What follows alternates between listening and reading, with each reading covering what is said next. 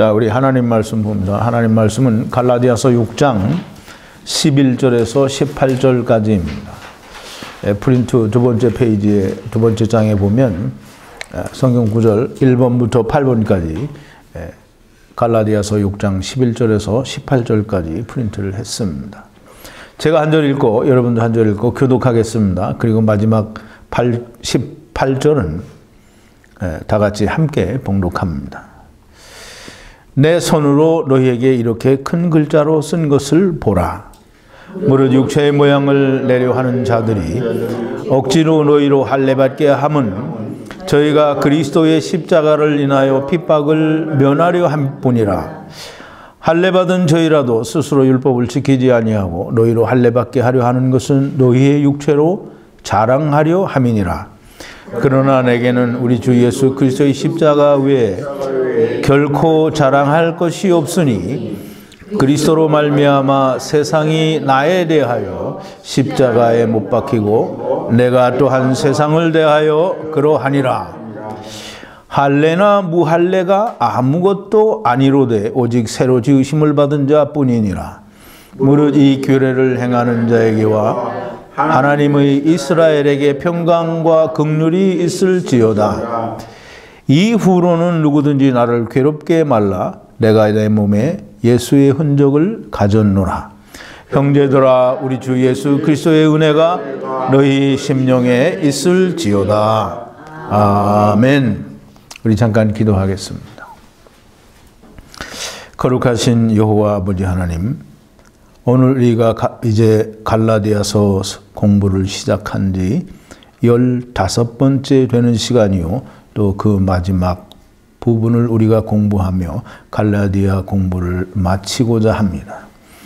하나님께서는 사도 바울을 통하여 하나님의 말씀을 기록하시고 또 사람들에게 읽게 하실 때에 하나님께서는 그 말씀을 통하여 사람들이 생명을 얻게 되기를 바라셔서 하나님의 말씀을 기록한 줄로 믿습니다. 아버지 하나님, 이제 우리가 갈라디아서 공부를 거의 3개월 15주 동안에 우리가 마칩니다.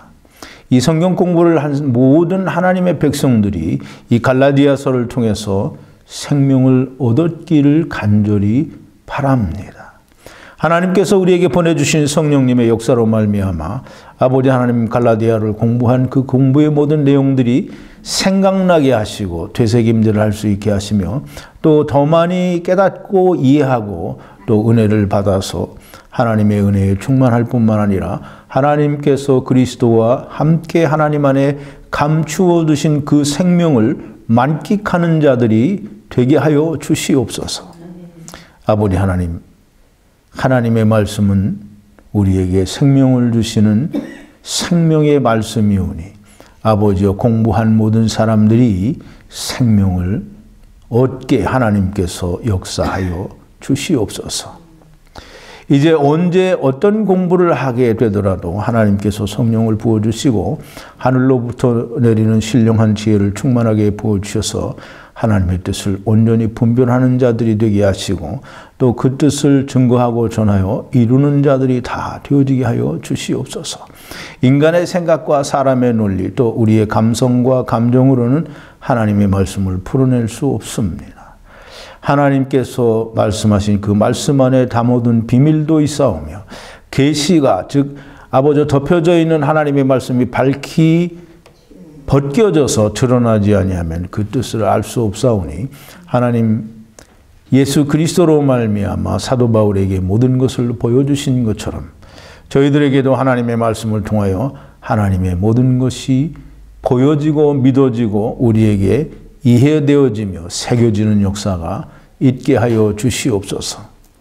오늘 이 마지막 갈라디아 15강의를 하나님께서 함께하여 주시고 전하는 자나 듣는 자가 다 하나님의 말씀 안에서 성령님의 역사하심 가운데에서 우리가 다 하나가 되는 놀라운 역사가 있게 하여 주시옵소서. 이 공부를 통하여 아버지 사람들이 더욱더 되새김질할 수 있게 하시고 더 많은 하나님의 비밀들과 또 더 많은 하나님의 은혜와 사랑을 깨달아서 다른 성경을 읽을 때에도 밝히 깨닫는 놀라운 하나님의 은혜가 저들과 함께하여 주시기만을 간절히 기도하옵나이다. 아버지 하나님, 늘 저들과 또 말씀을 전하는 자와 듣는 자들과 함께하여 주시옵소서. 예수님의 이름으로 기도하옵나이다. 아멘. 제가 이제 기도에서도 이렇게 기도를 했습니다만, 이 갈라디아서를 이제 15번째 강해 설교를 합니다. 이 성경 공부를 15번째 만에 갈라디아서 1장에서부터 6장까지 있는 내용을 우리가 다 공부를 했습니다. 물론 우리가 아주 깊은 데까지 다 우리가 파헤쳐보거나 우리가 살펴보거나 또는 우리가 깊이 묵상해보지 못한 부분도 있을 수 있습니다. 그러나 오늘날 교회에서 가르쳐주는 것보다는 더 훨씬 더 깊은 하나님의 말씀을 우리가 상고하고 또 묵상하고 되새김을 하고 또 우리의 마음에 새겼습니다. 이 갈라디아서 공부를 15번에 걸쳐서 했는데 이 공부를 우리가 다 끝냈습니다. 이제 이 동영상을 보통은 한 2~3천 명씩 보고 또 밴드에 있는 분들도 한 150명 정도가 듣고 봅니다. 그러면 이 모든 분들이 이 갈라디아서 공부를 통해서 생명을 얻었기만을 간절히 바라봅니다. 왜냐하면 모든 성경에는 영생이 있기 때문입니다. 무슨 말인지 아시겠죠? 요한복음 5장 39절 40절에 보면 우리 설교 관련 선고 1번인데요. 예수님이 바리새인들과 서기관들, 즉 유대인들에게 말씀하시는 거예요. 너희가 성경에서 영생을 얻는 줄 생각하고 성경을 상고하거니와 이 성경이 곧 내게 대하여 증거하는 것이로다. 그러나 너희가 영생을 얻기 위하여 내게 오기를 원치 아니하는도다 그랬어요. 너희가 성경에서 영생을 얻는 줄 생각하고 성경을 상고하거니와 이 유대인들, 즉 서기관들과 바리새인들과 또 어떤 사람이 됐든지 과부와 고아와 또는 세리와 또는 무슨 어떤 병자들이 되었든지 모든 이스라엘 사람들은 성경에 영생이 있다고 믿고 그 영생을 얻기 위해서 성경을 묵상한다는 거예요. 상고하거니와 그랬죠. 이 성경이 곧 내게 대하여 그리스도에 대하여 증거하는 것이로다 그랬어요. 그러면 이제 이 성경을 읽고 또 읽고 묵상하고 성경에서 내가 어떤 성경이 말하는 것을 올바르게 깨닫고 이해하면 누구를 발견해야 되느냐 하면 예수 그리스도를 발견해야만 하는 거예요. 그래서 예수님이 이 성경이 내게 대하여 즉 예수 그리스도에 대하여 즉 진리와 생명에 대하여 증거한다라고 하는 거예요. 이 성경에 영생이 있는데 이 성경이 예수 그리스도에 대해서 증거한다라는 말은 예수 그리스도가 생명이요 영생이라는 말을 예수님께서 하시고 계시는 거예요. 근데 사람들은 그 말을 잘 이해를 하지 못합니다. 예수 그리스도께서 영생인 것, 예수 그리스도를 믿어서 그리스도가 내 안에 내가 그리스도 안에 있으면 이건 영생이다라고 하는 걸 이해를 못하는 거예요. 이 모든 성경은 읽고 보고 듣고 믿는 사람들에게 생명을 주기 위해서 기록이 되었습니다. 요한복음 20장 31절에 보면 2번인데요. 사도 요한이 요한복음을 기록한 이유를 이렇게 말하고 있어요. 오직 이것을 즉 요한복음을 기록함은 너희로 예수께서 하나님의 아들 그리스도이심을 믿게 하려 하며 또 너희로 믿고 그 이름을 힘입어 생명을 얻게 하려 함이니라 그랬어요. 그럼 이제 이 요한복음을 읽는 모든 사람들이 죽었어요? 네, 안 죽었어요. 이 사람들이 생명을 얻게 한다라는데 우리 육체의 생명을 말하는 게 아니고 영원한 하나님의 생명을 말하는 거예요.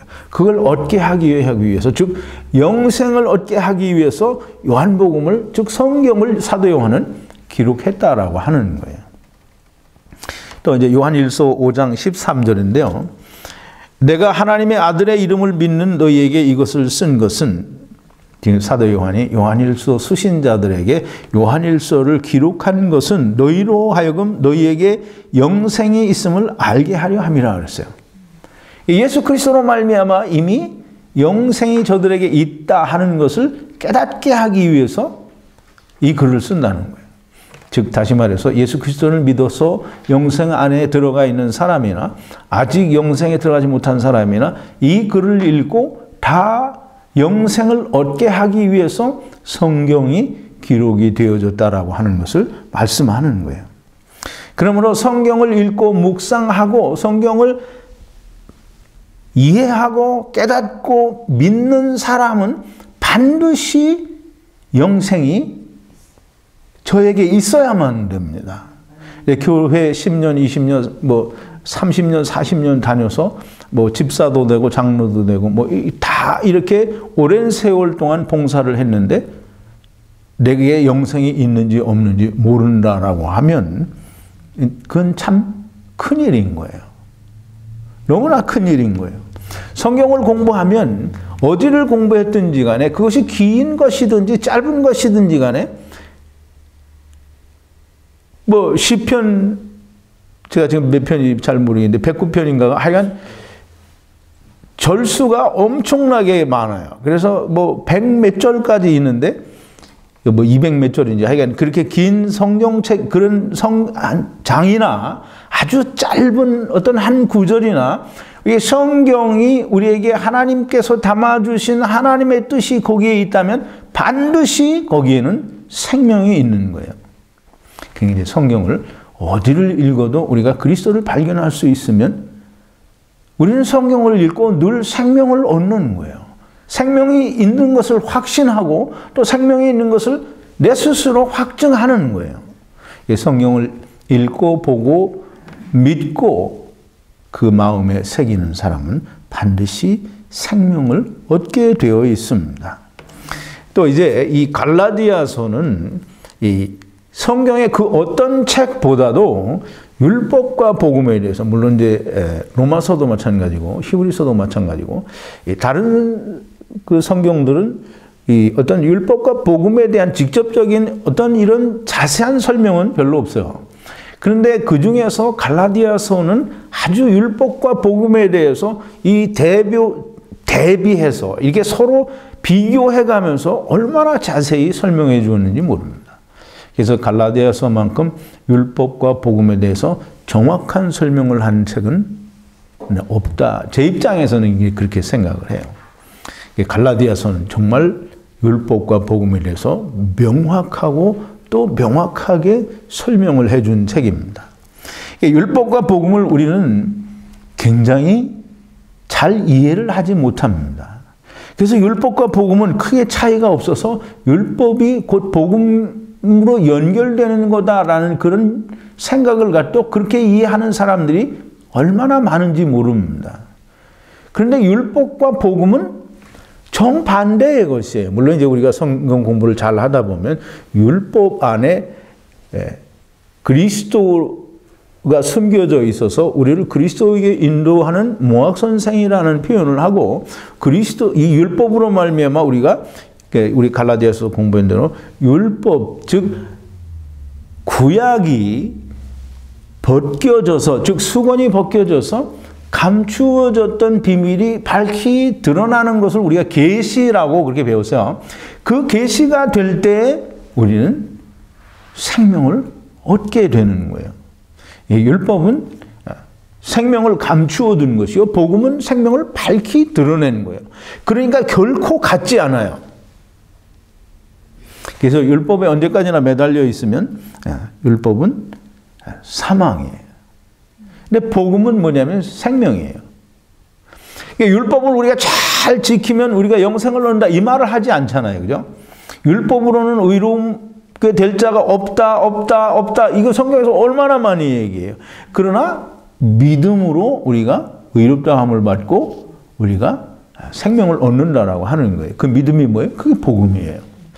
복음이라고 하는 것은 예수 그리스도께서 하나님의 아들 예수 그리스도로 말미암아 우리가 이루지 못할 것을 아들에게 다 이루게 하시고 그것을 믿게 하는 것이 그게 믿음이요. 그게 복음이에요.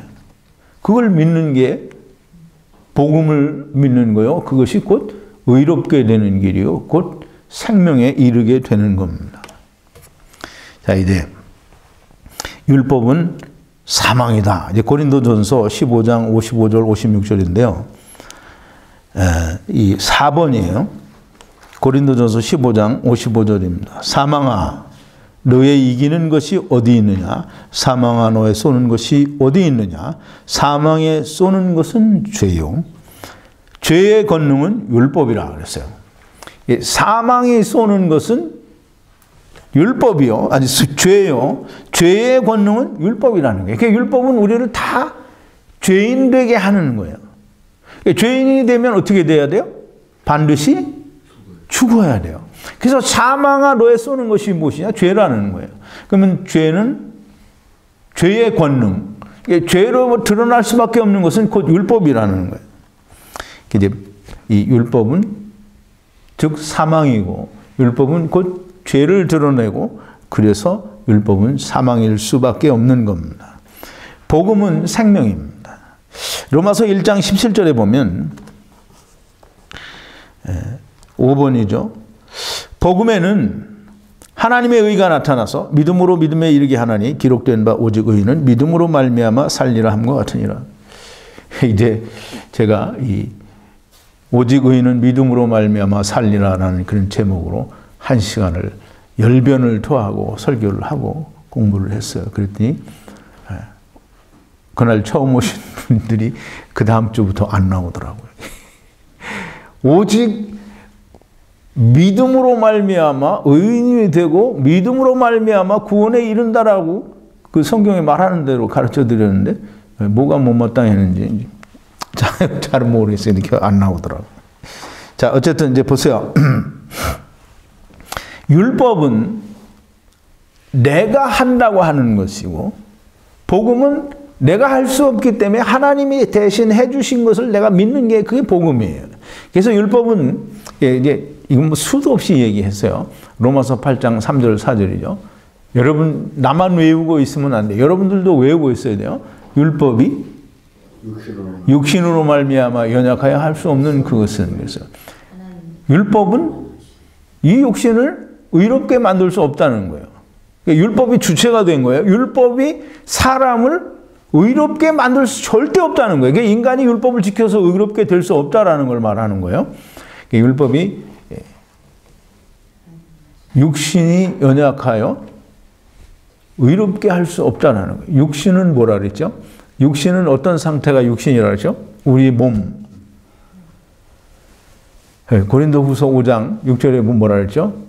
우리가 몸에 거할 때에는 주와 따로 거한다. 따로가 무슨 뜻이라 그러죠? 이주 와서. 네. 이민 와서. 이민 와서. 이사 와서. 우리가 하나님 나라를 얘기하고 세상을 공부하면서 이 세상 여기서 일로 간 걸 이사했다라고 하지 않죠. 네. 주와 따로 한다라는 말은 주로부터 이사 왔다라는 뜻이에요. 주는 여기서 누구냐면 예수 그리스도를 말하는 게 아니고 하나님을 말해요. 하나님 나라로부터 여호와의 나라로부터 이주해서 어디? 세상으로 이주해서 우리가 하나님과는 따로 거한다라는 거예요. 그 말은 뭐냐면 우리 안에 하나님이 없다라는 거예요. 그러니까 이제 율법이 육신으로 말미암아 연약하여 할 수 없다 하는 그 말은 우리 안에 하나님의 영이 즉 하나님이 계시지 않기 때문에 율법은 우리를 의롭게 만들 수가 없다라는 거예요. 근데 하나님께서 그거를 뭐 인간에게는 기회도 줘보지 않고 너는 안 된다 이렇게 하신 게 아니라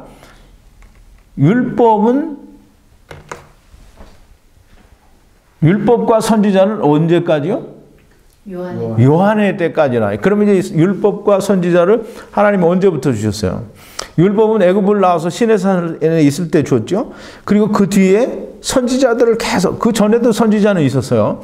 뭐 모세도 선지자고, 근데 선지자예요. 이 선지자를 율법과 더불어 이스라엘 백성들에게 계속 보내줬어요.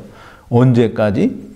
요한의 때까지. 그러니 그 얼마나 긴 세월을 하나님께서 율법을 통해서 이스라엘 백성들이 무언가를 깨닫기를 원하셔서 율법을 행하고 지킬 수 있게 하셨어요. 이게 하나님이 이스라엘이 깨닫기를 바란 게 뭐냐면 나는 할 수 없구나. 우리는 하나님을 떠난 자구나. 그걸 깨닫기를 원하는 거예요. 근데 하나님께서 그걸 깨닫기를 원하셔서 율법을 주신 거예요. 그래서 율법은 율법과 복음에서도 다 설명을 드렸고 이 갈라디아서를 통해서도 여러분들이 충분하게 설명을 들었어요. 율법은 하나님 없이 우리가 하나님처럼 될 수 있다라고 하는 것을 인생들에게 너희가 원했던 것이 그것이다라고 하는 것을 깨닫게 하기 위해서, 그러니까 그 안에는 하나님을 떠났다는 게 다 포함이 되어 있는 거예요. 그걸 깨닫게 하기 위해서 율법을 주셔서 너희가 하려고 했던 것이 이것이다. 하나님 없이 너희가 하나님처럼 되겠다라고 했으니까, 즉 의롭게 되겠다고 했으니까 하나님 없이 의롭게 되보라고 내가 이걸 너희에게 주는 거다. 근데 이제 그걸 제가 다 설명을 드렸어요. 옛날에는, 그러니까 율법이 주어지기 전에는 하나님께서 어떤 기준을 주신 게 없어요. 이렇게 해라 하니 자기 소견대로 하는 거예요. 자기 소견대로 하는 게 기준이 없으니까 하나님처럼 된다는 게 어떻게 하는 건지 몰라요. 그러니까 다 자기 소견대로 해서 결과가 어떻게 되냐면 멸망을 받을 수밖에 없게 되는 거예요. 그래서 하나님이 이스라엘을 부르셔서 너희는 이렇게 하나님을 떠나서 있다라고 하는 걸 깨닫게 하기 위해서 애굽에다 집어넣으시고 애굽에서 고통받게 하시고 거기서 부르짖게 하시고 하나님의 어린 양, 유월절 어린 양을 보내셔서 저들을 애굽에서 건져내신 거예요. 애굽은 곧 세상이죠. 애굽에 갇혀 있다라는 것은 율법에 갇혀 있다라는 말과 같은 말이에요. 이걸 이해를 못하면 성경을 아마 평생을 연구해도 하나님이 무슨 말씀 하시는지를 모를 수밖에 없어요. 복음은, 이 율법은 내가 나를 지켜 행하여 의롭게 되려고 하는 것이 율법이요. 즉 다시 말해서 하나님 없이 내가 하겠다라고 하는 건 곧 사망인 거예요. 그러나 복음은 뭐냐 하면 내가 할 수 없어서 하나님이 하나님의 아들에게 모든 것을 죄를 지우시고 그걸 믿기만 하면 율법의 요구가 내게로 이루어지게 하셔서 나의 죄를 묻지 아니하신다라고 하는 그것이, 즉 하나님께서 아들로 말미암아 이루신 것을 믿는 것이 그게 복음인 거예요. 그러니까 율법과 복음은 비슷하지도 뭐라 그래, 끈앞풀이 이렇게 물론 율법이 우리를 그리스도에게 인도하는 몽학선생이라고 할 때에는 우리가 어떤 연결이 되어 있다라고 할 수 있겠지만 율법과 복음은 사실상 비슷한 게 아니에요. 율법은 사망이요, 복음은 생명입니다. 반드시 꼭 그건 이해를 하고 알아야 돼요. 그러지 않으면 하나님의 말씀을 묵상하고 또 묵상하고 뭐 100년, 1000년을 묵상을 해도 하나님께서 뭘 말씀하시는지 이해할 수 없는 거예요. 하나님의 말씀을 이해할 수 없으면 생명을 얻는 일은 더더욱이 보장할 수 없는 겁니다. 이제 갈라디아서를 이제 오늘은 마지막 시간이니까 될 수 있으면 좀 15번 강의한 걸 좀 축소하기는 하지만 되게 우리 중요했던 부분을 다시 상고하면서 갈라디아서를 잘 생각을 해보고 우리가 정리를 하고자 합니다. 이제 제일 처음 우리가 얘기한 게 다른 복음에 대해서 얘기를 했어요. 다른 복음은 무엇인가? 다른 복음이 무엇이냐라고 어떤 정의를 내려서 설명하려고 하면 참 쉽지 않아요. 그런데 다른 복음을 사도 바울은 뭐라 그랬어요? 다른 복음을 전하는 자는 어떻게 된다고요? 저주를 받을지어다 그랬어요. 그러니까 다른 복음은 저주를 받는 복음이에요. 저주를 받는다라는 말은 우리가 좀 더 쉽게 이해하려고 하면 저주를 받는다라는 말은 무슨 말이에요? 구원을 못 받는다. 그럼 예수님이 우리를 안다고 해요? 모른다고 해요? 모른다고 해요. 다른 복음을 전하는 것은, 또 다른 복음을 믿는 것은 예수 그리스도로부터 나는 너 모른다라는 말을 들을 수밖에 없는, 그래서 예수님이 나를 알지 못하게 되는, 그래서 저주를 받게 되는, 구원받지 못하는 복음이 다른 복음이에요. 그럼 이제 왜 예수님이 나를 모른다고 하는가? 참 답답하죠. 이게 내가 이렇게 얘기를 해도 사람들은 참 믿질 않아요. 근데 뭐 믿지 않는 걸 내가 어떻게 할 수는 없어요. 여기서 믿지 않는다고 자꾸 고래고래 소리 지르고 뭐 해봐야 나만 힘들고 듣지 않는 사람은 끝까지 듣지 않아요. 그런데 이제 예수님께서 분명하고 명확하게 말씀을 하시는데 나는 너 모른다는 거예요.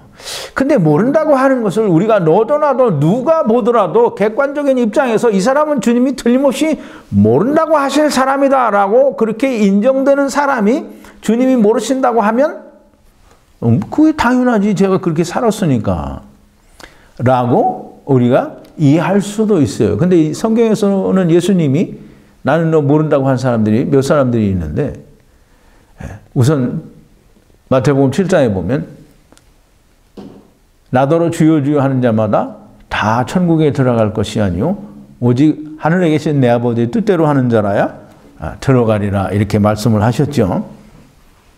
예수님이 23절에 보면 이 사람들이, 22절에 보면, 마태복음 7장 22절에 보면 이 사람들이 자기들을 항변하는데 그렇게 항변을 해요. 주여 내가 주의 이름으로 선지자 노릇도 하고 귀신도 쫓아내고 큰 권능도 행하지 아니하였나이까. 그럼 이제 보세요. 이 사람들이 예수님께로부터 난 너 모른다라는 말을 우리가 객관적인 입장에서 볼 때 예수님의 이름으로 선지자 노릇도 하고 귀신도 쫓아내고 큰 권능도 행했는데 이건 무조건 이유도 없이 주님이 마땅히 모른다고 해야 될 그런 사람들이다. 우리가 그렇게 이해할 수 있어요? 근데 예수님은 모른다고 해요. 그 예수님은 왜 이 사람들을 모른다고 할까? 이제 우리가 그걸 잘 알아야 돼요. 마태복음 10장 32절, 33절에 보면 이제 프린트 했는데요.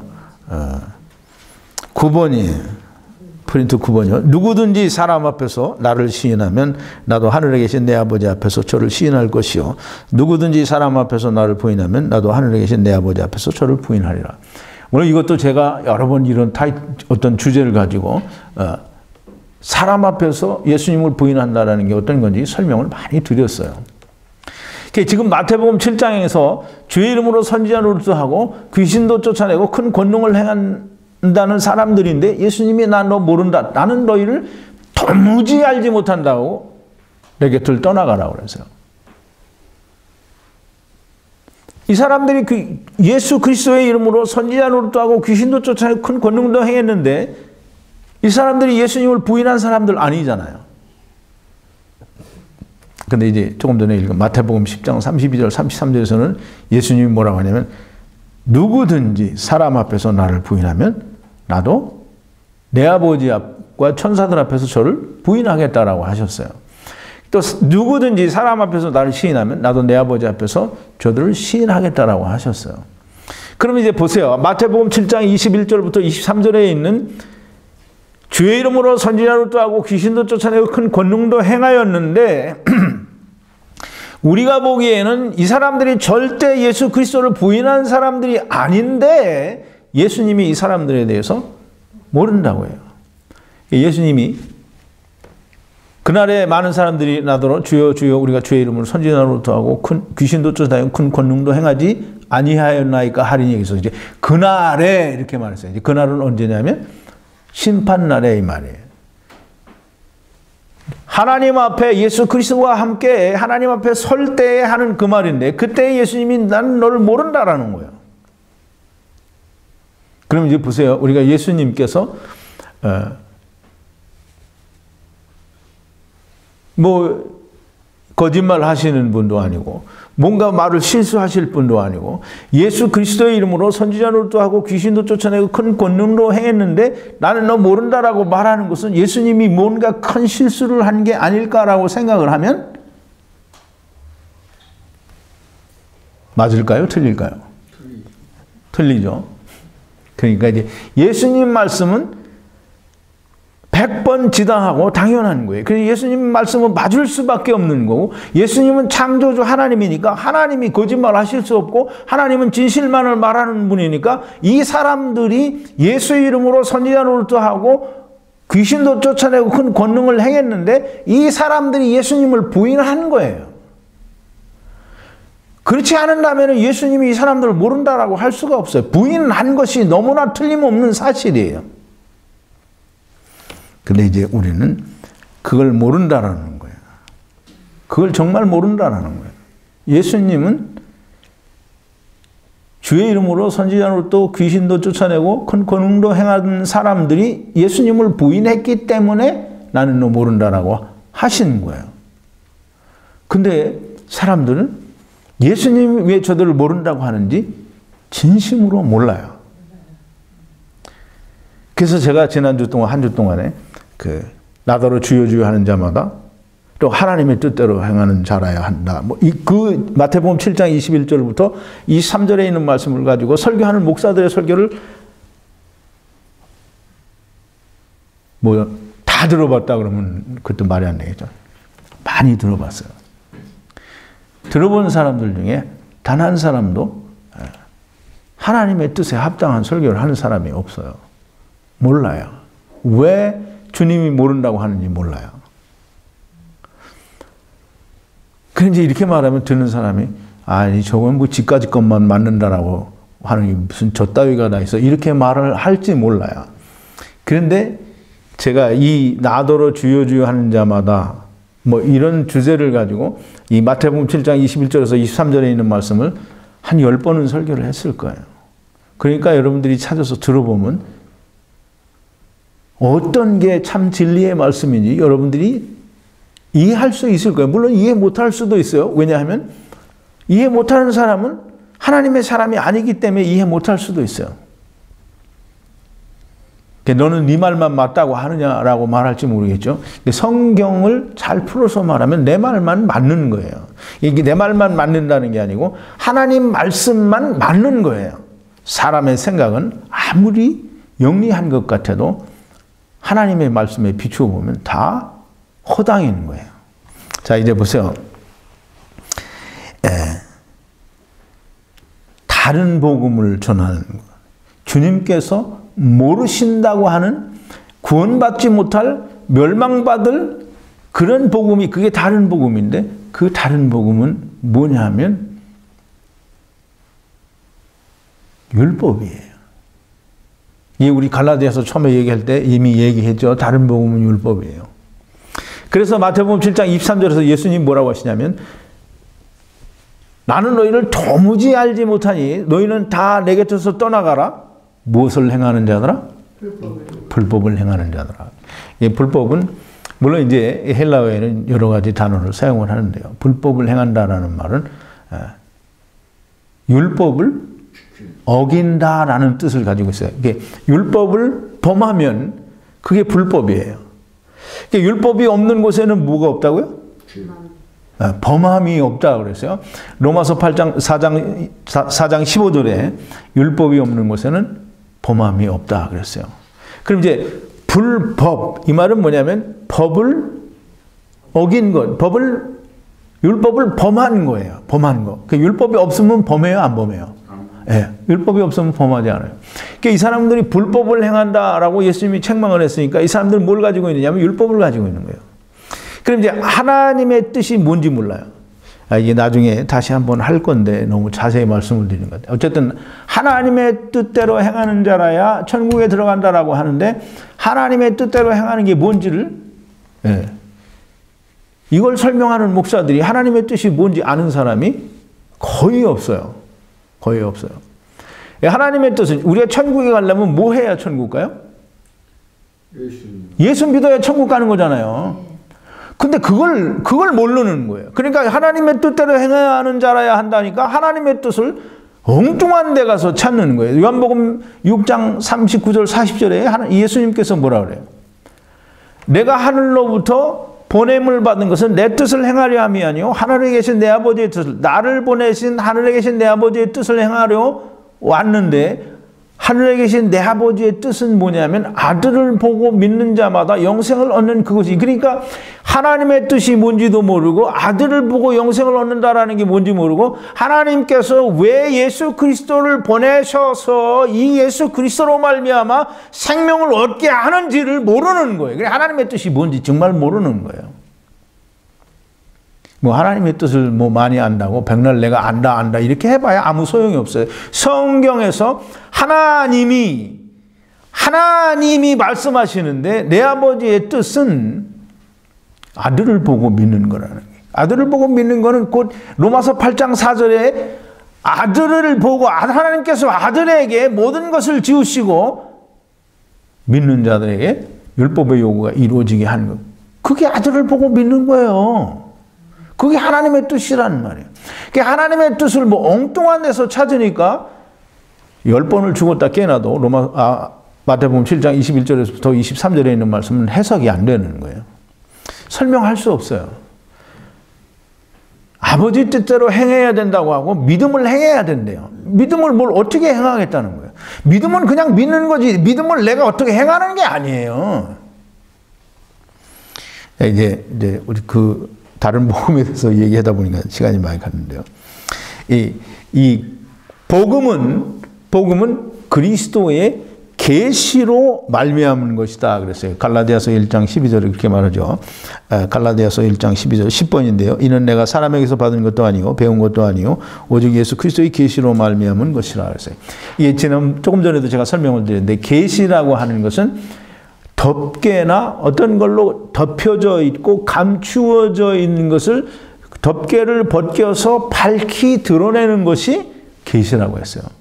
그리스도께서 그것을 이 율법에 감추어져 있는, 즉 하나님의 말씀 가운데 숨겨져 있는 그 덮개로 덮여져 있는, 수건으로 덮여져 있는 그 비밀을 그리스도께서 밝히 드러내어 보여주심으로 말미암아 복음이 예수 그리스도로 말미암아 믿음으로 말미암아 구원 얻는 그런 하나님의 비밀이 드러났다라는 거예요. 사도 바울이 갈라디아서를 통해서 그 그리스도의 계시를 그렇게 설명을 하는 거예요. 그때도 제가 이제 갈라디아서 강해를 할 때 초창기에 그런 말씀을 드렸는데, 계시라는 말은 아포칼로시스라는 말인데, 이 아포칼로시스는 덮개를 벗기다, 드러내다, 폭로하다라는 그런 뜻을 가진 동사에서 유래가 돼가지고 그것이 명사형으로 바뀐 거예요. 그래서 이 계시라는 말은 덮개를 벗긴다라는 뜻이, 또 비밀을 드러내다 또는 폭로하다라는 거예요. 그래서 감추어져 있고 덮여져 있어서 알 수 없는 것이 덮개를 벗김으로 말미암아 드러남으로 말미암아 우리가 다 폭로되고 알게 되는, 그게 계시예요. 예수 그리스도께서는 하나님의 율법, 즉 구약에 감추어져 있는 그리스도에 대한 모든 비밀을 구약을 열어서, 즉 수건을 벗겨서 모든 사람에게 밝히 드러내 보여주신 게, 그게 복음이요, 그리스도로 말미암아 계시된 복음이다 이 말이에요. 이제 또 우리가 2장에 넘어와서는 종으로 삼고자 함이라는 그런 주제를 가지고 공부를 했는데, 율법 아래에 있을 때에는 종이에요. 갈라디아서를 공부하면서 율법 아래에 있을 때는 우리가 죄인인 것을 다 공부를 했어요. 율법 아래에 있을 때는 종이에요. 근데 이 종의 신분에서 우리를 면하게 하기 위해서 하나님께서 자기의 아들을 때가 참에 여자에게서 나게 하시고 율법 아래 나게 하셔서 모든 자들을 속량해 주시고, 그 속량해 주신 것을 믿는 모든 사람들에게 하나님이 뭘 줬어요? 성령을 줬어요. 그걸 갈라디아서는 뭐라 그래요? 아들의 영을 주었어요. 네, 아들의 영, 아들의 영은 무슨 영이에요? 그리스도의 영이에요. 그리스도의 영은 그 성령이에요. 하나님께서 예수 그리스도로 말미암아 율법 아래에 있는 자들을 속량해 주신 것을 믿는 모든 사람들에게는 하나님께서 하나님을 아바, 아버지라 부를 수 있는 아들의 영을 주셨다 이런 거예요. 그래서 사도 바울이 얘기합니다. 종을 구속하여 아들을 삼아 자유케 하셨으니 이제는 너희는 종이 아니고 아들이다라는 거예요. 이 갈라디아서 4장 7절에서 그렇게 설명을 하죠. 그러므로 또 얘기합니다. 갈라디아서 5장 1절에서는 뭐라고 하냐면, 너희가 이제는 자유케 되었으니, 이게 사도 바울이 얘기하는 거예요. 그리스도께서 너희를 자유케 하려고 자유를 주셨으니 너희가 다시는 종이 되기 위해서 종의 몽해를 매지 말라는 거예요. 만약에 너희가 다시 예수 그리스도께서 너희를 종의 신분에서 구속하여 속량하여 아들이 되게 해 주었는데도 불구하고 다시 또 종이 되기 위하여 율법을 매어야 한다라고 하는, 율법을 지켜야 된다라고 하고 말을 하는 것은 예수 그리스도의 죽으심을 헛되게 하는 거예요. 그 예수님이 공연히 죽으신 거예요. 그 율법대로 하면 되는데 예수님이 왜 죽어? 예수님은 바보짓을 한 거예요. 율법을 지켜야 된다고 하는 사람들의 말에 의하면 예수님은 바보짓을 하는 거예요. 헛된 일을 하는 거예요. 예수님께서 성경이 하나님의 아들이 하나님 창조주 하나님께서 이제 너희는 종의 신분을 벗었고 내가 너를 속량했으니 너희는 이제 종이 아니요 너희는 하나님의 아들이다라고 말을 하는데 여전히 종의 신분을 유지하고 싶고 율법을 지켜야 된다라고 말을 하는 것은 예수 그리스도의 죽으심을 헛되게 하는 거다라는 말을 사도 바울은 하는 거예요. 자, 예수 그리스도께서 헛되이 죽으실 수는 절대로 없는 겁니다. 그래서 이 예수 그리스도께서 종의 신분으로 있는 율법 아래에 있는 사람들을 속량하시기 위해서 우리가 종의 신분을 유지해야 되는데 그 종의 신분을 유지하는 것은 언제까지인가? 이제 갈라디아서 3장 19절, 23절, 25절에 있는데요.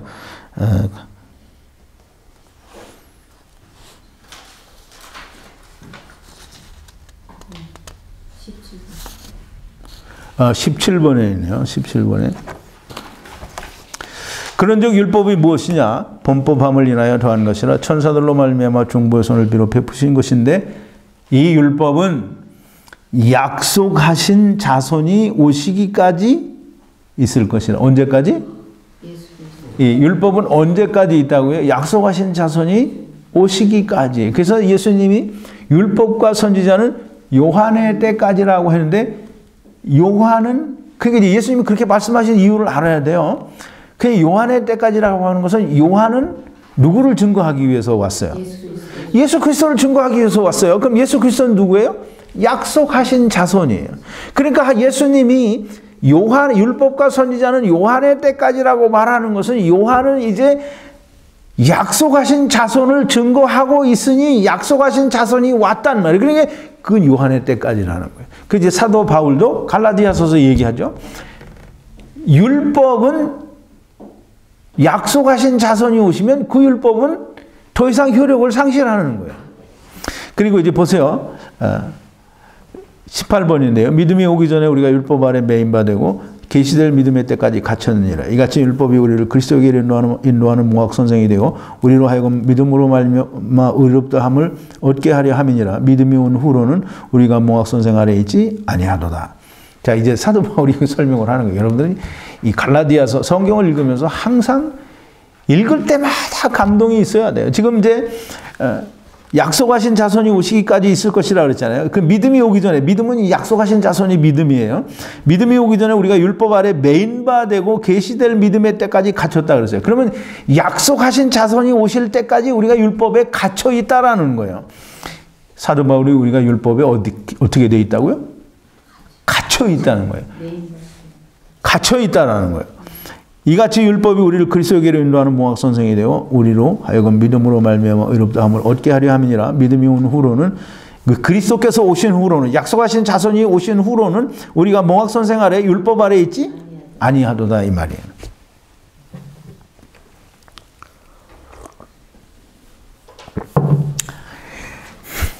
근데 이 사람들이 참 안타깝죠.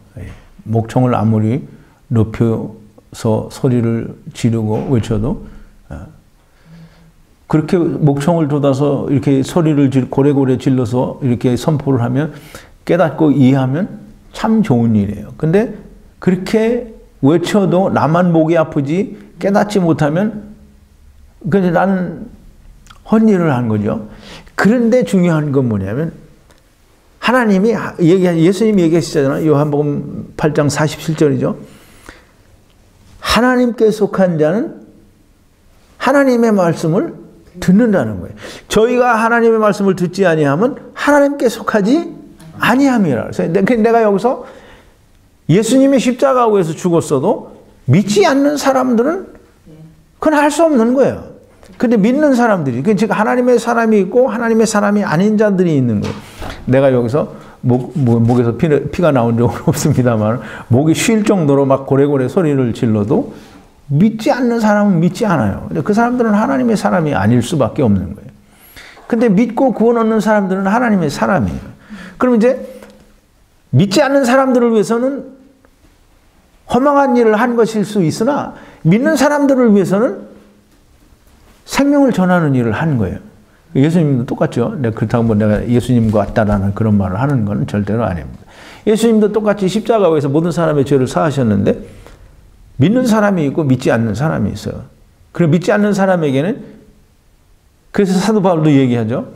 십자가의 복음이 헬라인에게나 다른 이방인들에게는 미련한 것이라는 거예요. 그러나 우리 예수 그리스도를 믿는 사람들에게는 구원의 능력이라는 거예요. 그게 그 말이에요.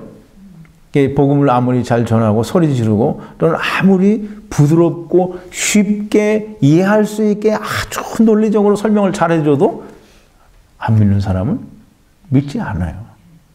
그러니까 뭐 그걸 뭐 어떻게 할 수는 없어요.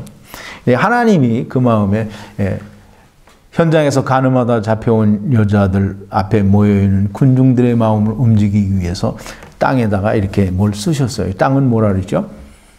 사람의 마음을 말해요. 땅에다 이렇게 뭘 썼다는 것은 그 군중들에게 너 죄 없는 자가 먼저 돌로 치라 이렇게 말하면 유대인들은 자기들이 죄 있다고 생각해요? 없다고 생각해요? 그러니까 돌을 던지죠. 그리고 돌을 던지고 나서 책임은 뭐라 하냐면 저 사람이 던지라고 했다 이렇게 얘기하겠죠. 그러니까 예수님이 그 마음에다가 양심의 가책을 받도록 쓴 거예요. 그래서 너희 중에 죄 없는 자가 먼저 돌로 치라 그러니까 이 인간들이 다 자기 죄가 생각이 난 거예요. 그러니까 아무도 돌을 못 던지고 다 떠난 거예요. 이와 같이 그 강팍한 마음을 가지고 예수 그리스도께서 우리를 위하여 십자가에서 죽으셨다라고 하는 걸 믿지 않는 많은 사람들도 여전히 하나님께서 그 마음을 움직이시면 믿을 수 있어요. 그런데 하나님께서는 그냥 내버려 두신 거예요.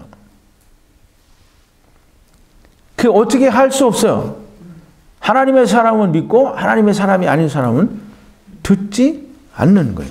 자, 이제 이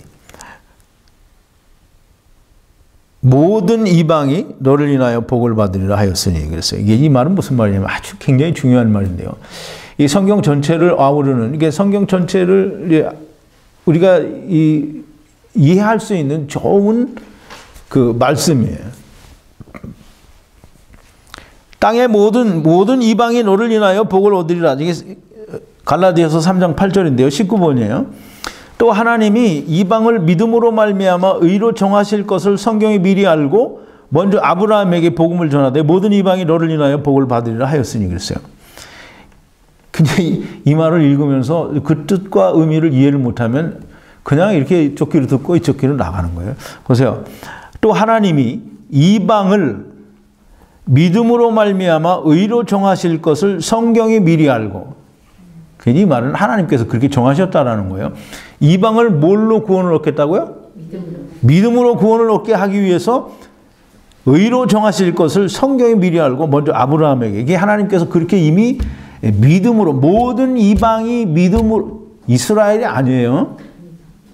이방이 모든 이방 이걸 이제 창세기 12장 1절부터 3절에서 뭐라 하냐면 천하 만민이 너를 인하여 복을 얻으리라 이렇게 얘기를 했어요.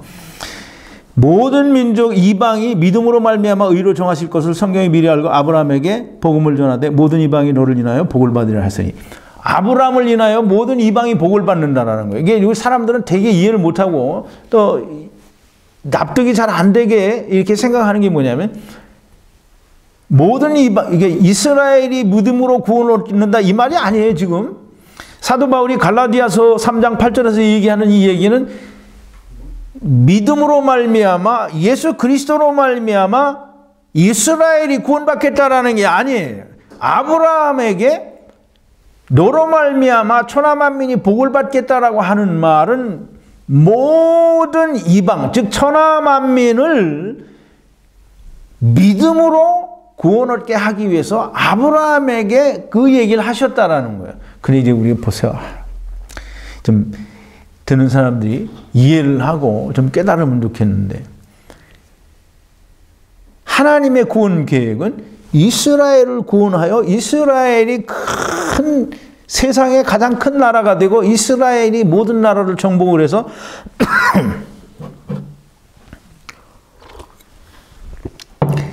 이스라엘이 천하만민에게 복음을 전하고 그리 하나님께로 인도하고 하는 그게 하나님의 뜻이 아닌 거예요. 모든 이방이 천하만민이 믿음으로 구원을 얻을 것이라는 걸 하나님이 이미 결정을 하신 거예요. 그러니까 그 안에는 뭐가 들어있냐면 예수 그리스도도 들어있고 예수 그리스도가 육체를 입고 세상에 오시는 것도 들어있고 십자가 위에서 돌아가시는 것도 들어있고 다 그 안에 들어있는 거예요. 그런데 아브라함을 택하셔서 아브라함에게 모든 이방이 너로 말미암아 구원을 얻겠다라고 하는 것은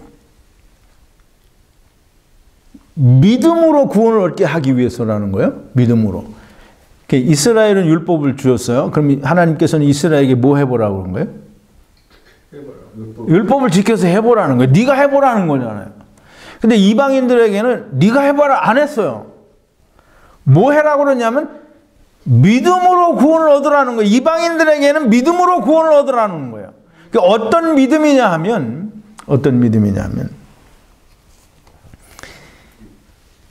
아브라함이 하나님의 말씀을 듣고 그 말씀을 그냥 믿었어요. 그러니까 하나님이 그것을 아브라함의 의로 여기셨다라고 그랬어요. 그리고 아브라함이 하나님께 대한 말씀에 대한 믿음이 있는 것을 이삭을 통해서 하나님이 확증을 하신 거예요. 그래서 이제 내가 나를 사랑하는 줄 이제야 알았다라고 말씀을 하시는 것은 하나님이 몰랐다가 알았다라는 게 아니에요. 아브라함은 그걸 다 믿는데 그 믿는 걸 하나님이 아셔요. 근데 그걸 아브라함에게서 행위로 끌어낸 것은 뭐냐면 천하만민이 다 보고 믿는 꼭 구원을 얻게 하기 위해서 아브라함에게 그렇게 믿음을 나타나게 하신 거예요. 왜? 믿어야 되니까. 근데 아브라함은 진짜 하나님이 네 아들 이삭 네 씨로 말미암아 나는 자라의 네 후손이라고 하는 하나님의 말씀을 믿었다라는 걸 히브리서 11장 17절 18절 19절에서 설명을 해주잖아요. 이미 다 얘기했어요. 근데 그 말은 뭐냐면 하나님께서 이스라엘을 택하시고 이스라엘에게는 율법을 주시고 천하만민 모든 이방에게는 믿음으로 구원을 얻게 하시겠다라고 하는 것은 이스라엘이 하나님께서는 성공할 것을 아셨어요? 아니면 실패할 걸 아셨어요? 실패할 걸 아신 거예요. 그러니까 이 천하만민, 즉 모든 이방에게 뭘 말하느냐면 너희는 네가 하겠다라고 하는 것을 절대로 하지 말라는 거예요. 즉 다시 말하면 이스라엘을 따라서 우리도 이스라엘처럼 하겠다라는 걸 하지 말라는 거예요. 그래서 이스라엘이 어떻게 되었는지를 보여주는 거예요. 그러니까 너희는 이스라엘을 따라하지 말고 아브라함이 하나님의 말씀을 믿은 것처럼 하나님께서 예수 그리스도로 말미암아 너희의 죄를 사하시고 너희를 구원하신 것을 믿으라는 거예요. 그래서 그 믿음을 가지고 구원받으라는 거예요. 아멘. 그런데 무슨 개소리를 하는 거죠. 무슨 율법을 지켜서 나를 정화시켜 나가고 성결케 하고 하나님 앞에 나를 정결하게 한다. 거룩하게. 하나님은 이미 네가 거룩하다고 하는데 왜 자꾸 네가 거룩해지려고 하느냐고. 그럼 거룩해지려고 하는 건 이미 내가 거룩하지 않다라는 걸 전제로 하는 거잖아요. 하나님은 아브라함에게 모든 이방이 믿음으로 구원을 얻을 거라는 걸 이미 설명을 하셨어요. 말씀을 하셨고 그래서 모든 이방은 율법으로 구원을 얻는 게 아니고 아브라함이 하나님의 말씀을 믿은 것처럼 하나님께서 이루신 것을 믿는 믿음으로 구원을 얻는 것이지 내가 율법을 잘 지키고 내가 나를 정화시키고 성화시켜서 구원 얻는 게 아니라는 거예요. 자, 이제 제발 하나님의 말씀은 그거예요. 제발 너네는 이스라엘처럼 그렇게 하지 말라는 거지. 내가 나를 지켜서 의롭게 되고 내가 구원받겠다라고 하는 것을 하지 말라는 거예요. 왜 이스라엘로 보지 않았느냐? 이스라엘은 실패했으니 너 똑같은 길 가지 말고 믿음으로 구원을 얻으라는 거예요. 그건 처음부터 하나님께서 정하신 것이고 그것을 위해서 예수 그리스도가 세상에 오셨고 그것을 위해서 예수 그리스도가 십자가에서 죽으셨고 그것을 위해서 예수 그리스도가 죽음 가운데서 3일 만에 부활하시고 지금은 하나님 보좌 우편에 앉아 계셔서 저를 믿는 모든 자들을 위하여 변호하시는 것이 우리 구주 예수 그리스도다라는 말이. 이제 보세요. 사도 바울이 얘기합니다. 그러니 이제 그 계집종과 그 아들을 내어 쫓으라 그랬어요. 이 말은 율법을 버리라는 거죠. 계집종과 그 아들은 뭐냐면 시내산에 있는 시내산을 상징하는 하갈과 그 율법 종의 아들을 말하는 거예요. 종의 아들은 이 율법의 아들을 말하는 거예요. 근데 이제 제가 이제 그때도 설명을 드렸는데요. 계집종과 그 아들을 내어 쫓으라 그랬어요. 이게 솔로몬 임금이 전도서를 통해서 얘기했는데 모든 세상 일에는 때가 있대요. 이제 때가 있다라는 걸 제가 프린트를 했는데요. 빨간색으로 프린트를 했는데요. 30번에부터 41번까지예요. 전도서 3장 1절에서부터 11절까지인데요.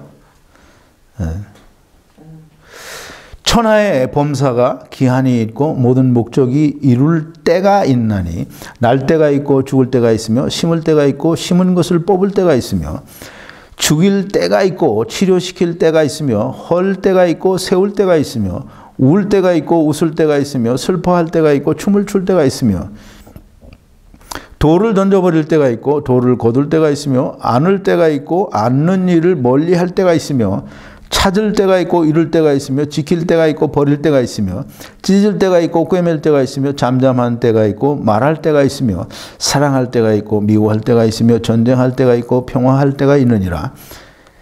일하는 자가 그 수고로 말미암아 무슨 이익이 있으랴. 일하는 하나님이 인생들에게 노고를 주사 애쓰게 하신 것을 내가 보았노라. 하나님이 모든 것을 지으시되 때를 따라 아름답게 하셨고 또 사람으로 영혼을 사모하는 마음을 주셨느니라. 그러나 하나님이 하시는 일의 시종을 사람으로 측량할 수 없게 하셨도다. 그랬어요. 자, 이제 보세요. 이 솔로몬이 이 전도서에서 얘기를 하는데 모든 일에는 때가 있다는 거예요. 헐 때가 있으면 세울 때가 있고 안을 때가 있으면 안는 일을 멀리할 때가 있고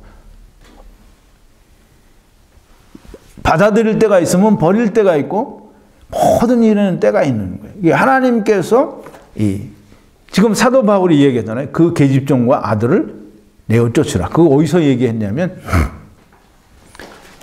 사도 바울이 갈라디아서에서 얘기하는 게 아니에요. 창세기에서 얘기해요. 이제 아브라함에게 자식이 없어서 사라가 자기 애굽에서 온 종 하갈이라는 여자가 있는데 그 자기 종을 아브라함에게 주어서 아들을 낳게 해서 대를 이어라. 그래서 종을 줬어요. 근데 종이 옛날이나 지금이나 아마 똑같은 것 같아요.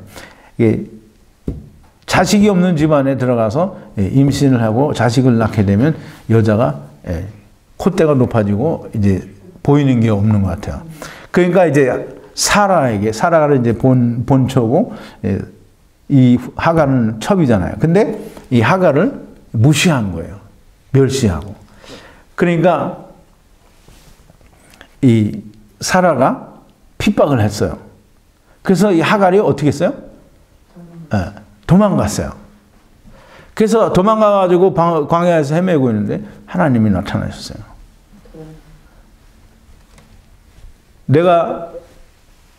네가 부르짖는 소리도 들었고 내 자식도 내가 이제 알고 그래서 이제 내 자식에게도 큰 복을 주고서 큰 자손이 크게 해주겠다라고 말씀을 하셔요. 그리고 뭐라고 하냐면 돌아가라는 거예요. 돌아가라는 거예요. 아직은 율법이 버려질 때가 아니에요. 왜? 약속하신 자손이 나오지 않았어요. 약속하신 자손은 누구예요? 이삭을 말하는 거야. 여기서 이제 창세기에서는 이삭을 말하는데 그걸 이제 영적으로는 예수 그리스도를 말하는 거죠. 근데 이 이삭이 아직 나지 않았어요. 근데 하갈이 돌아왔어요. 돌아와서 그 다음 해인가 이제 그 다음 해가 아니죠. 그 이스마엘이 13살 됐을 때 저기 이삭이 났으니까 자주간 오랜 세월 후에 이스마엘이 꽤 컸는데 이삭이 났어요. 이삭이 나니까 이 이스마엘이 자기 동생인데 그걸 이제 희롱을 하고 이제 장난을 치고 이게 그렇게 한 거예요. 그러니까 사라가 그걸 보니까 이 분통이 터지는 거예요. 그래서 아브라함이 말하는 게 뭐냐면 계집종과 그 아들을 내쫓으라 그랬어요. 그 이제 아브라함이 근심, 그것도 내 새끼거든요. 그러니까 이제 근심을 했어요. 그랬더니 하나님 뭐라 그래? 사라의 말대로 내보내라는 거예요. 그 이제 나간 놈을 못 나가게 다시 불러들여야 되는 때가 있고, 이제는 때가 차서 약속하신 자손이 왔기 때문에 나가야 되는 때가 있는 거예요. 그래서 이삭이 낳았으니까 계집종과 그 아들, 즉 율법과 그 모든 것들은 다 버려야 된다라는 거예요. 이 사도 바울이 이제 그걸 얘기를 하는데, 반드시 약속이 온 후에는 계집종과 그 아들은 내쫓아야만 됩니다. 반드시 내쫓아야 돼요. 이제 율법을 버려야 된다는 말을 하는 거예요. 자, 이제 보세요.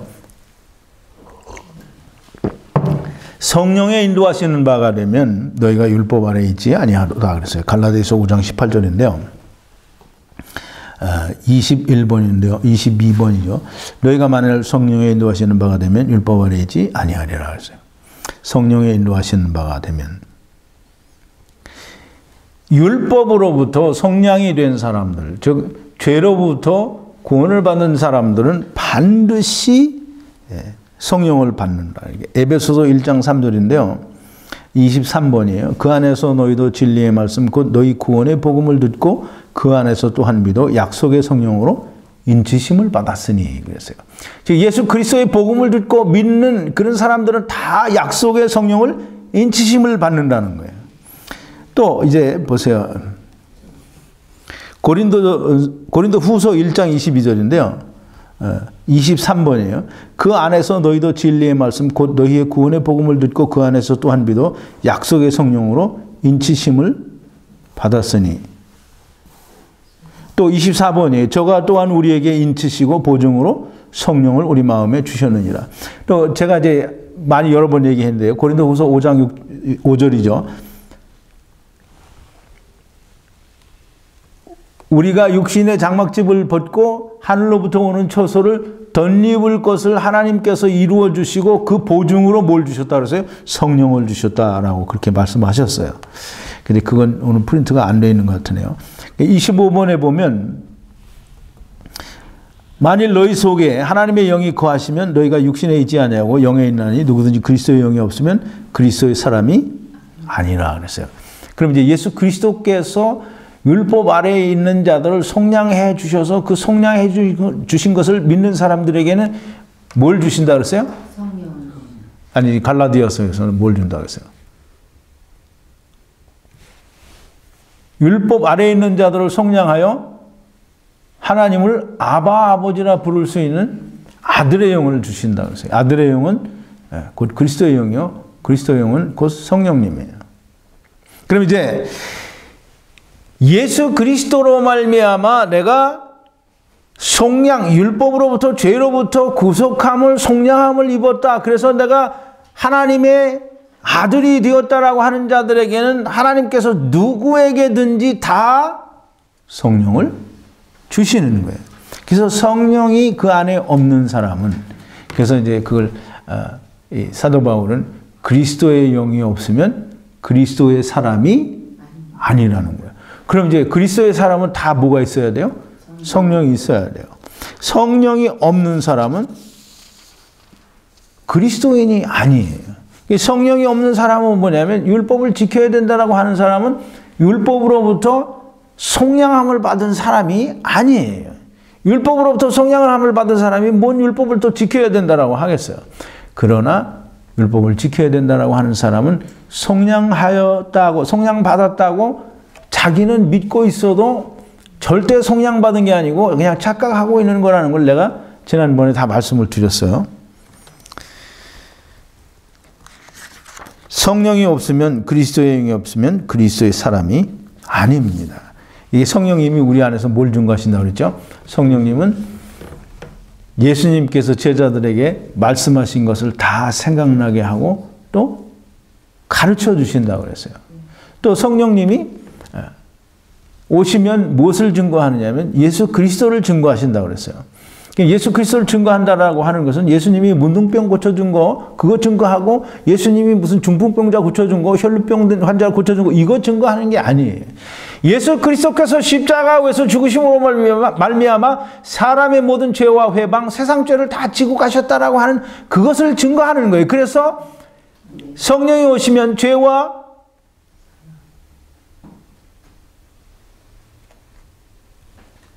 지금 확실히 지금 말이 빨리 안 나오는데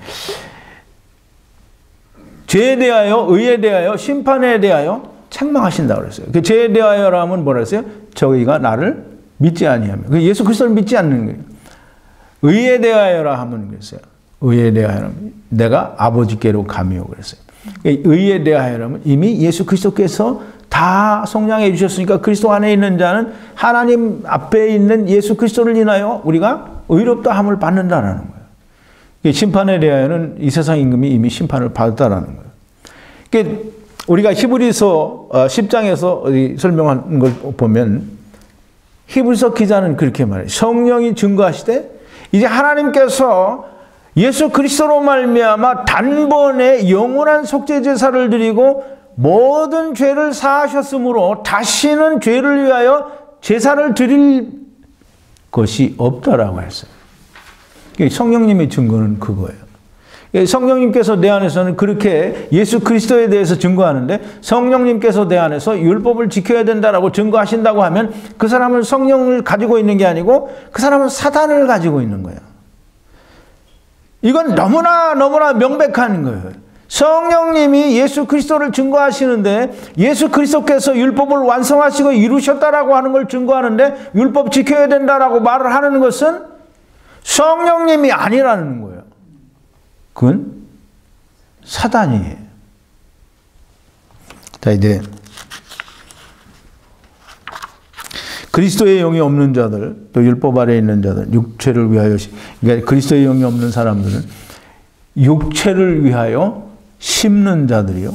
또 육체로부터 썩어진 것을 거둘 사람들이고 이 성령을 율법으로 더 속량된 사람은 성령으로 인치심을 받은 사람들은 성령을 위하여 심는 자들이요. 저들은 영생을 거둘 거다라는 것을 우리가 또 공부를 했습니다. 이제 오늘 이제 본문에 나오는 그 마지막 부분의 얘기가 이제 사도 바울이 얘기입니다. 내 손으로 너에게 이렇게 큰 글자로 쓴 것을 보라 그랬어요. 물론 이제 우리 큰 글자로 썼는지 적은 글자로 썼는지 우리는 모르죠. 우리 다 인쇄된 것만을 보니까. 근데 아마 사도 바울이 갈라디아 교인들에게 더 큰 글자로 썼나 봐요. 왜? 좀 사람이 이제 심리가 그런 게 있겠죠. 좀 어떻게든지 더 마음에 깊이 깨닫고 각성하게 하기 위해서 큰 글자로 썼다라고 우리가 이해를 할 수 있겠죠. 내가 너 손으로 이렇게 큰 글자로 쓴 것을 보라. 무릇 육체의 모양을 내려 하는 자들이 억지로 노예로 할례를 받게 하면 저희가 그리스도의 십자가를 인하여 핍박을 면하려 한 뿐이라 그랬어요. 육체의 모양을 낸다라는 것은 할례를 받게 하는 걸 말하는데요. 할례를 억지로 너에게 받게 하는 것은 저희가 십자가를 인하여 핍박을 면하려 한 뿐이라 그랬어요. 이 십자가, 이게 미국에서는 이 교회 나간다고 핍박하지도 않고, 물론 이제 이 어떤 알지 못하는 어떤 그 속에서 기독교를 핍박하고 예수 믿는 사람을 핍박하는 일이 있는지는 잘 모르겠습니다만 어쨌든 미국에서는 교회 나가는 거나 예수 믿는 거에 대해서 그렇게 큰 제재를 받지 않아요. 한국에서도 그렇고 이제 대개는 그런데 이 초대 교회 시절에는 십자가, 즉 예수 그리스도를 믿는 것에 대해서 핍박이 엄청 심했어요. 그 예수 그리스도를 믿는 사람들은 다 핍박을 받고 환난을 받으니까 이제 지금 사도 바울이 하는 얘기가 그거예요. 육체의 모양을 내려 할례를 받아야 된다고 하는 사람들은 십자가로 위한 핍박을 면하기 위한 궁여지책으로 자기를 회피하는 것이지 그것이 옳은 것이 아니다라는 그런 말을 하는 거예요. 그래서 핍박을 면하려 한 뿐이라 그랬어요. 할례 받은 저희라도 스스로 율법을 지키지 아니하고 너희로 할례를 받게 하려는 것은 너희의 육체로 자랑하려 함이니라 그랬어요. 할례 받은 자기라도 율법을 지키지 않는다는 거예요. 할례를 받아서 율법을 지켜야 된다고 하면 자기들도 지켜야 될 거 아니에요. 자기들은 지키지 않는다라는 거예요. 그러나 자기들이 그렇게 말을 해서 할례를 받는 사람들이 있으면 그걸 가지고 자기들의 자랑을 삼으려고 한다는 거예요.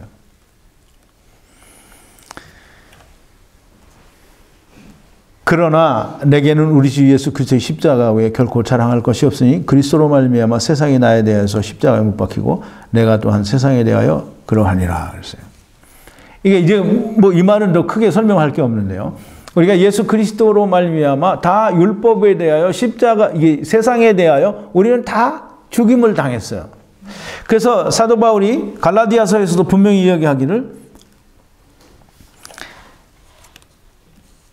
그리스도 예수의 사람들은 육체와 함께 그 정과 욕심을 십자가에 못 박았다라고 갈라디아서 5장 24절에 그렇게 말하고 우리가 또 갈라디아서를 공부할 때 2장 19절 20절에서 뭐라고 했냐면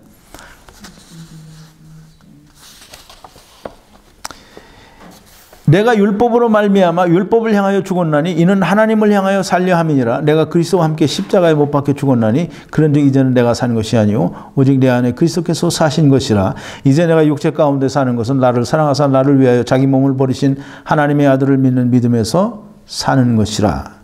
또 로마서 7장 4절에서 뭐라고 했냐면요. 그러므로 내 형제들아 너희도 그리스도의 몸으로 말미암아 율법에 대하여 죽임을 당하였으니 이는 다른 이 곧 죽은 자 가운데서 살아나신 이에게 가서 우리로 하나님을 위하여 열매를 맺히게 하려 함이니라 그랬어요.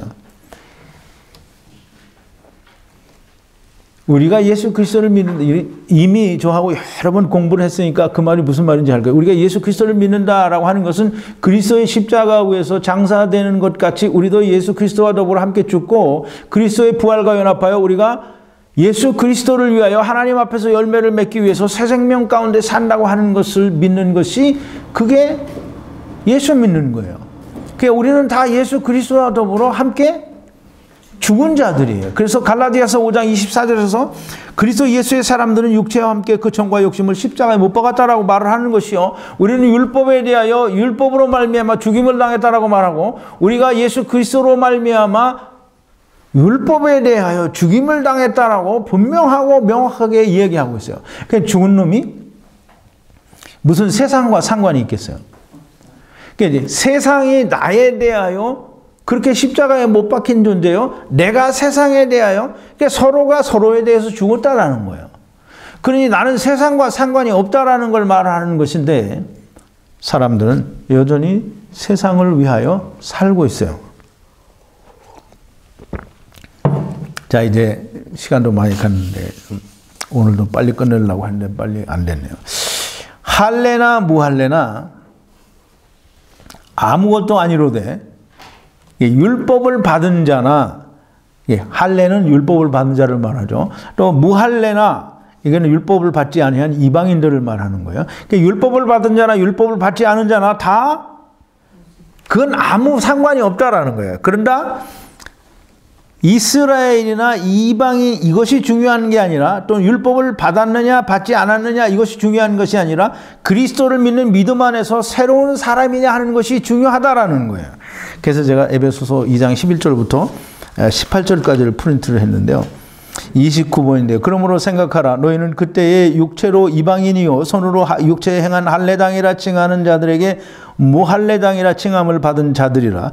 그때 너희는 그리스도 밖에 있었고 이스라엘 나라 밖의 사람이라 약속의 언약들에 대하여 외인이요 세상에서 소망이 없고 하나님도 없는 자이더니 이제는 전에 멀리 있던 너희가 그리스도 예수 안에서 그리스도의 피로 가까워졌느니라.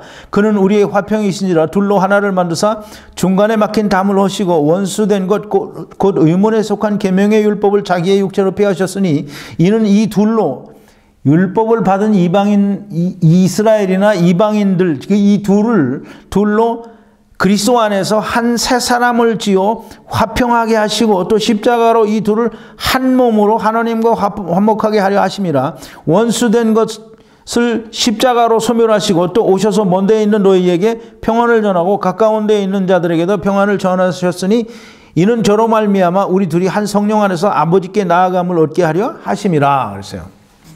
이제 이 사도 바울이 갈라디아서를 이제 마지막을 정리하면서 얘기하는 거예요.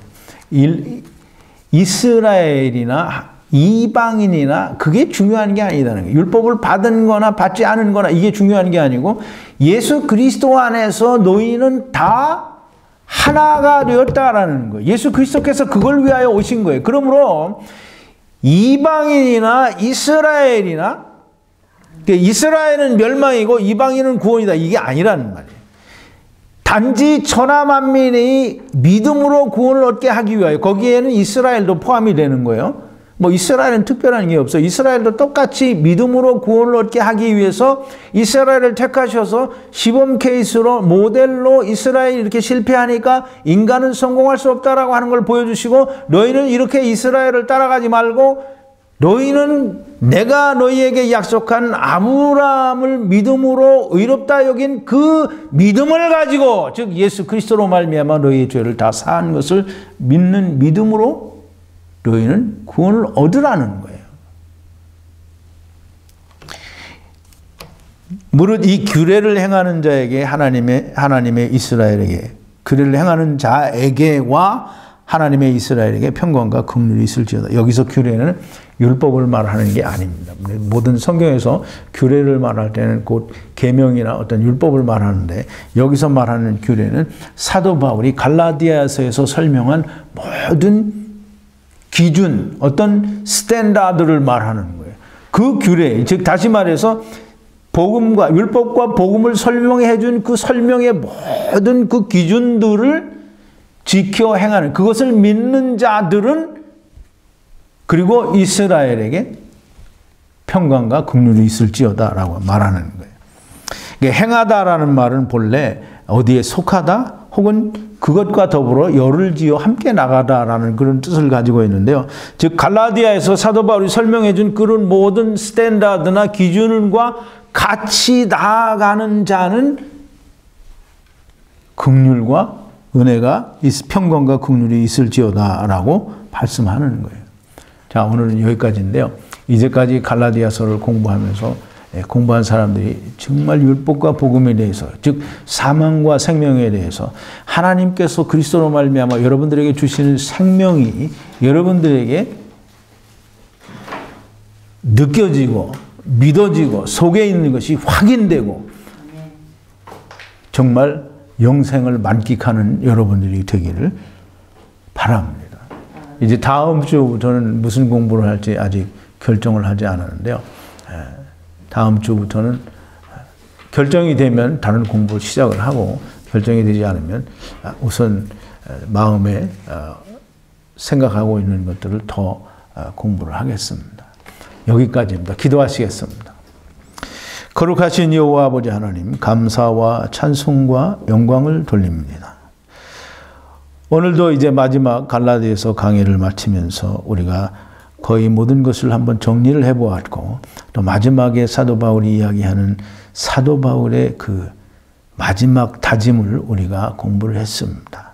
아버지, 이 공부를 마친 모든 사람들에게 하나님께서 성령을 부어주시고 하늘로부터 내리는 신령한 지혜를 충만하게 부어주셔서 하나님의 진리와 생명과 아버지 하나님 모든 진리가 특별히 율법과 복음에 대하여 온전한 깨달음이 있는 사람들이 다 되어지게 하여 주시옵소서.